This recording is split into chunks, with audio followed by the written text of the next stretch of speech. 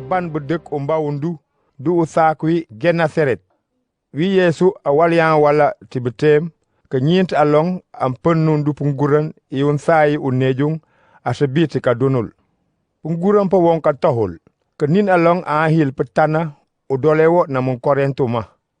Ngayas ngesum aji wone feru ti hot babot katana namung korento ke asiji maran ma kabot ka kitia kenin along ahil pekakana adom.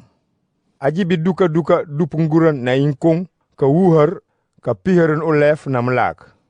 Wi awinu Yesu duka lowan aseti abi ngup tika dunul asu huran na pedimpu wek aji. Wewi karumba Yesu abuku na shibati andemu makan dukot tenanti na shibati hajanan. Aji hantiki Yesu aji na unsai upunti nyint. Yesu akaka yepara aji. Katimu ko hum Ke asem aji. Puntuni pa wong katimkinan musumi. Ke ngasu kota makan awutika doka nga lo usak. Ke usuka tipungkung batani buwe ke bingkuma nga kesunyung.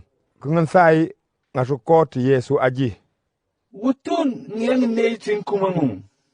Ke adina ke ngapen aneji tingkuma. Batani ke basepen na dupungkung ajot du budek. Kuma ngawo inyeng wek ngayas inyeng ngetep ngayora besi.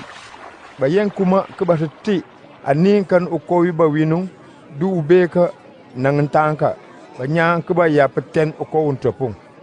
Babiti Yesu asuwin nyint ipentuni pingan sai panejung ke auto awohara akakenya ke baseleng. Bawinung uko untepung bakakalus uko undolu nyint ment na ukowi nkuma. Wal ment ke basu kot Yesu apentu sakwi baka. Jibi Yesu akapayin tibetem ambingan neja ke asu kota pa duka na Yesu andina na wa asejina kakang katohu yandu ba yitu itubaka ukobisi wiye jugu na dompaiwi jibia nyagi yin.